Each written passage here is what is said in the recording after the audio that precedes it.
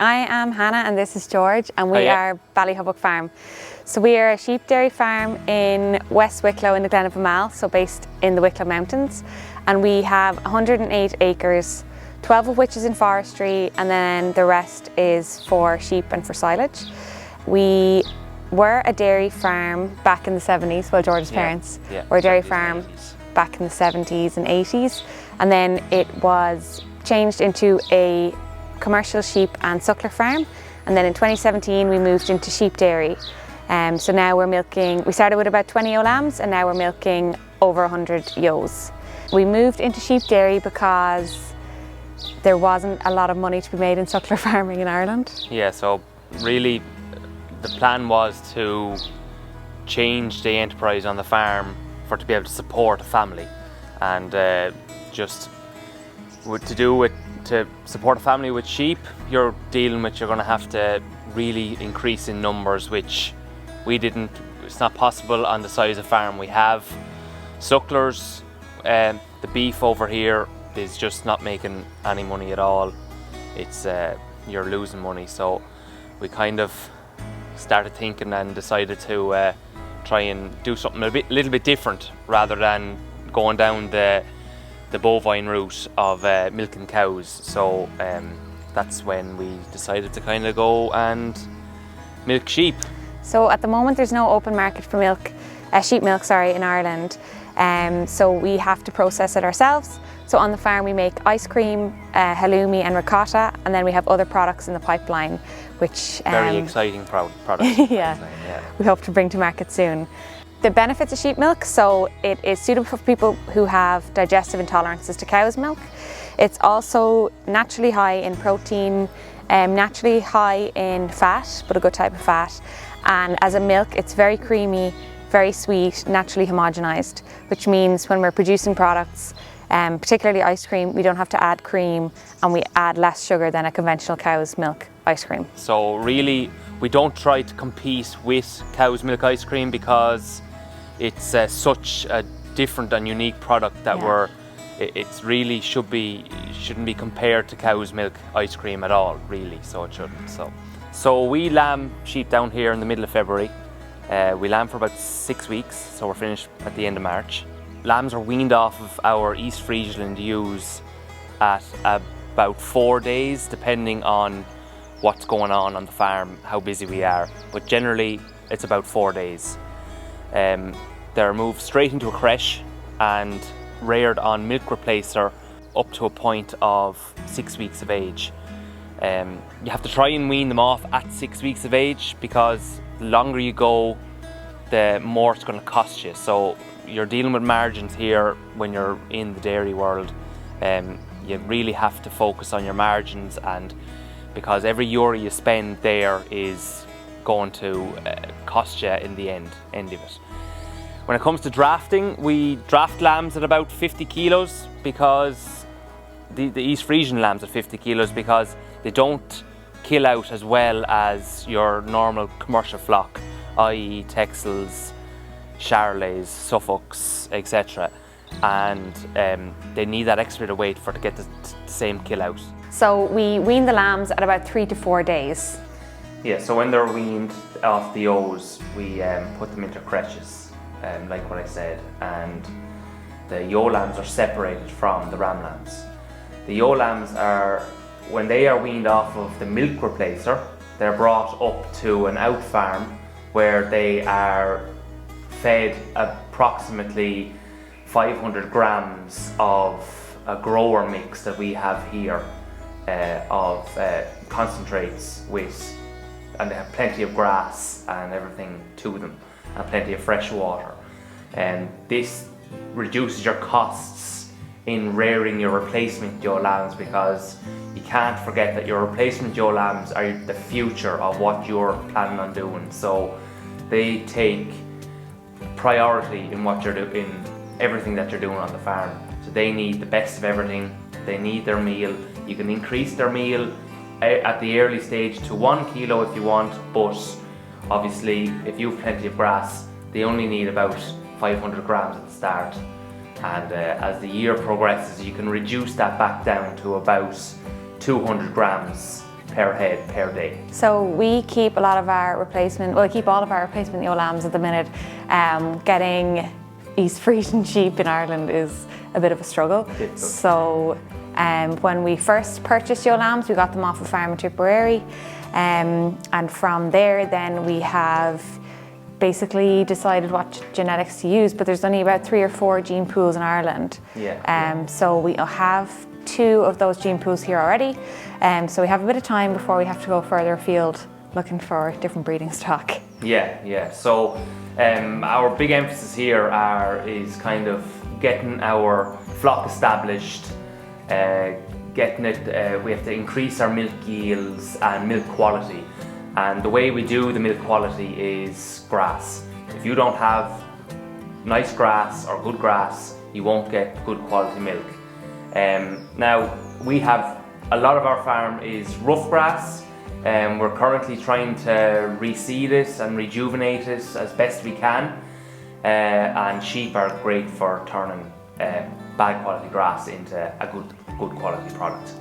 So as George said earlier on, we milk with the natural season. So we milk from about March to October. So once the lambs are weaned off, then we bring them into the parlour here and then we start milking them. We have a 24 unit parlour, as in the headspace that we have is for 24 headlocks, so we do for the flock. We're currently only milking on one side, which is 12, and we only have a little 4 unit bucket plant, so it's currently taking me about 3 hours in the morning and 3 hours in the evening to milk. But my attitude on this is, if you don't put in the time now, you won't get established enough to be able to ease back a little bit in the future when you can actually start to reinvest in your farm. That was another one of the main reasons why we went down this route, because it gives you great opportunity to reinvest in your farm, because you're getting 2 products from the one animal. Instead of just producing meat, we're now producing milk and meat, and we're bringing added value to it by processing it ourselves. We actually base probably 60% of what we're doing off the bovine industry. In Ireland, they are 20 to 30 years ahead, well, 20 years ahead of the suckler and sheep industries. The technology they have is crazy, so in order to get up to scratch, we have to kind of really look forward and look onto the technical and the gadget side of things of the dairy industry here in Ireland. We're lucky that we've got a very progressive bovine industry, dairy industry here in Ireland, and we kind of have to really take on board what they're doing and how they're going about it. So our one point would be the grazing systems. We use a paddock grazing system as best we can. There's some parts of our ground that it's difficult to incorporate it, but as long as you have a little bit of cop on in your own head, that some fields you won't leave your sheep on it as long as other fields, but mainly we have an 18-day grazing rotation here on what we're trying to do here, and that really does help to rejuvenate and keep the land fresh and keep the natural species of grass in the ground. So when we reseed, we try to reseed with multi-swords and clover, with big emphasis on reducing our fertilizer, which we don't really spread much fertilizer anyway. So we're trying to reduce that even more by sowing more clover and more multi-species swords and doing it that way. So basically we have an 18-day rotation, and that's the way we farm it. One way I suppose that's different to the bovine industry here is that the medicines for sheep milk haven't quite caught up to speed yet, so we did have a bit of difficulty in sourcing certain medicines. Yeah. So during the milking season, from mid-February to kind of it's in around mid-October, depending if you need more milk, you might milk for an extra week or 2. So we actually don't dose, we don't treat, we don't. You're not allowed, because they just haven't got the research done on the dipping and everything, etc. So we try to, with blowfly, we keep them trimmed and keep them as clean as we possibly can, keep the yards that are coming into the milk and parlour clean and as much as you can, and that's the way we kind of deal with that, because it's something that you have to stay on top of. Their feet are a big thing, so I actually have a setup here that as they leave the milking platform, they go out and through a foot bath with a mixture of zinc and formalin, and I find that is the best way to help keep their feet up to scratch. I trim maybe once, twice a year. I try not to trim because it tends to spread. If you have VO with bad problems of feet, it tends to spread it even more. So I kind of just leave it to the foot bath to solve them problems. And yeah, that's the way we work it here. From the bovine part of things, yeah, you really have to focus in on how they're managing what they're doing on their farms. Here is a little bit different. You go kind of 60% bovine and 40% sheep. You have to, in regards to grass and management and all that, you really focus on the bovine end of things, and sheep flow and how they enter into the parlour and how everything runs, and you're trying to reduce your time in the parlour, because the longer you're in the parlour, you're not out there selling your product.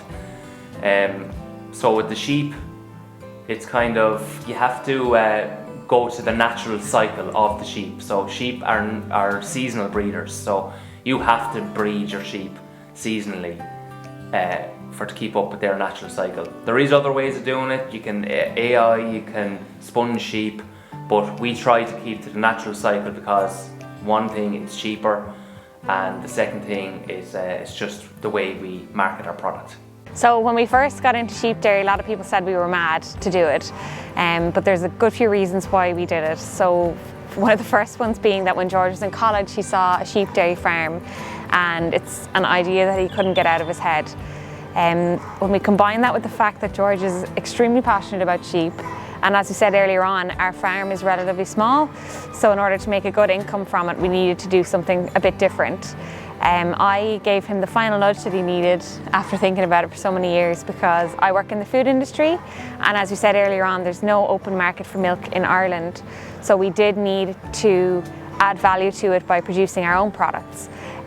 So I gave him the final nudge, and in 2017 we diversified into sheep dairy and started producing our own products.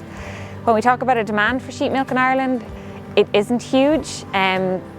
We kind of have to make the market ourselves.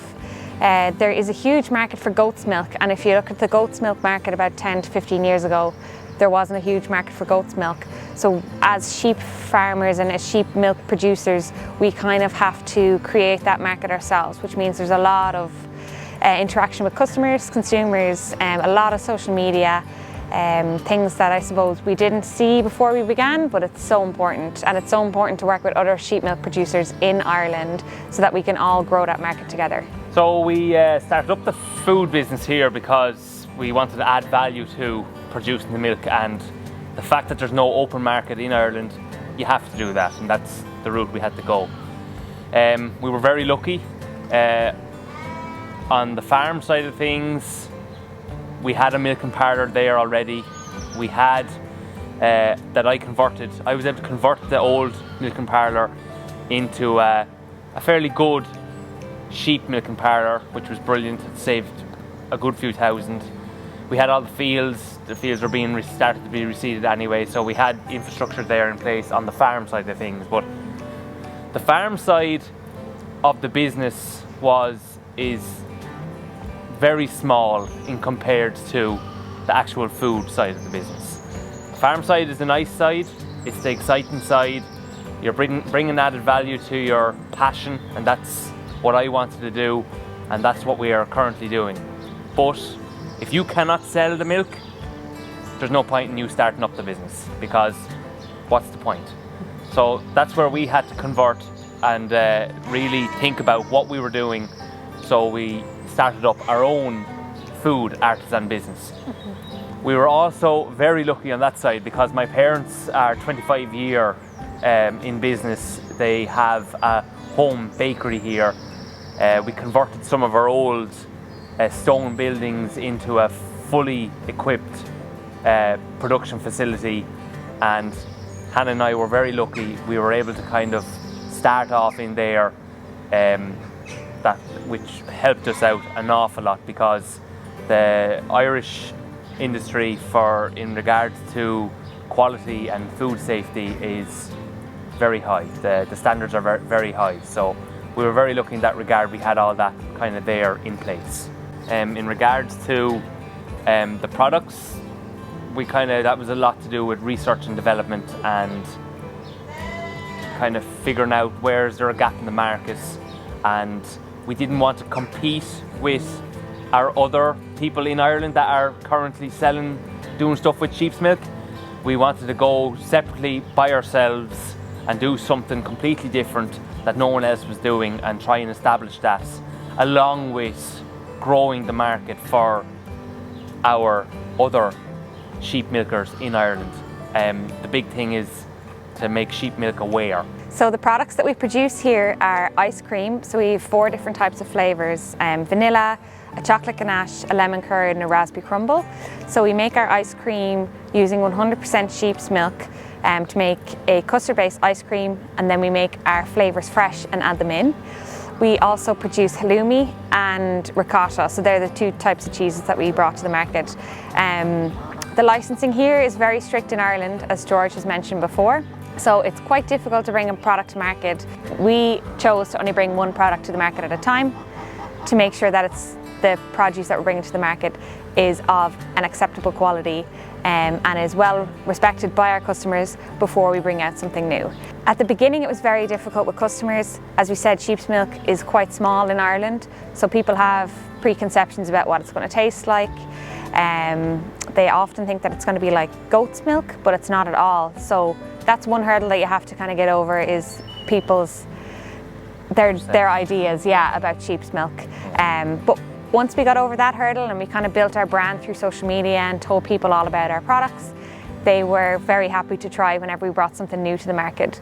And last year was our first time to enter the Bloss na hÉireann Awards, which is the Irish Food Awards, and we won gold with our halloumi. So that also brought a lot of awareness both to the halloumi itself and then our brand as a whole. Yeah. So basically what we're saying is that if you are bringing a product to the table, especially a sheep's milk product that everyone has a preconception about already, you have to make sure that the product is brilliant. You do not want to bring a product to the table that is not nice, because you're just going to ruin the industry that you're trying to build from day one. That's why when you're establishing it, you have to go and do product tastings, get a group of 20 people, bring them in, let them taste the product, ask them for their genuine opinion, not a fluffy opinion not trying to offend you. You want to get offended at the start. You have to get offended at the start, because if you don't, you're not going to bring a product that is of high quality, a high standard, tastes good, looks good to the table. And if you are really passionate about it, really have to focus in on building the dairy industry as a whole and not bringing half medium products to the table. So a top tip that we would give for anyone that's going into sheep dairy would be to start with a very small amount of yolks. 5 probably, if you're only starting off, 5, and get used to your stock as well, because especially if you're going into the kind of East Friesland, Lacoon, the dairy breeds, get to know your breed and let them build up a resistance to whatever disease and stuff are in your local area. And the reason we say to start small is a ewe will only give you a small amount of milk, but that happens twice a day, every day of the week, and it very quickly builds up. So if you have a smaller amount, it's just way easier to use that and properly produce it into products and market those products, instead of having a big amount of milk that you're going to panic about what you're going to do with that milk. Yeah, because when we started, we had 20 and it was way too much. We should have only started off with probably 5 and built our marketing side rather than the farm side. That's another top tip, is to focus on your marketing. If you don't have sale for your product, there's no point in doing what you're doing. Our plan for the future would be to get to capacity. We don't want to overstock the farm because we don't want to be intensive, too intensive, I suppose. So we want to kind of get to capacity, and we're going to plan to keep some of our commercials as well because we have an out farm. So the plan would be to milk the stock on our home block here beside the parlour and make our silage and put our replacement stock over to the out farm where all that is going to be done out there. Yeah. So we want to have our farm at capacity, running it as efficiently as possible, and then if we have a demand for our produce beyond that, we'll then outsource to neighbouring farms. Yeah, so the plan would be to kind of, we would love in the future if we could get local farmers to come on board if we get to where we want to be, and because also here in Ireland there is hunger for sheep dairy. I know with our local farmers there is definitely a hunger there from what I have heard. It's an avenue that I think is going to grow immensely in the future, especially I would say in Wales it'll become big because it's a sheep country. Certain parts of Ireland, ours is sheep country, and it's a product that is not like any other. It's brilliant. And if there's any local shops or distributors that are looking for some of our Ballyhubbock Farm halloumi or ice cream, please get in contact.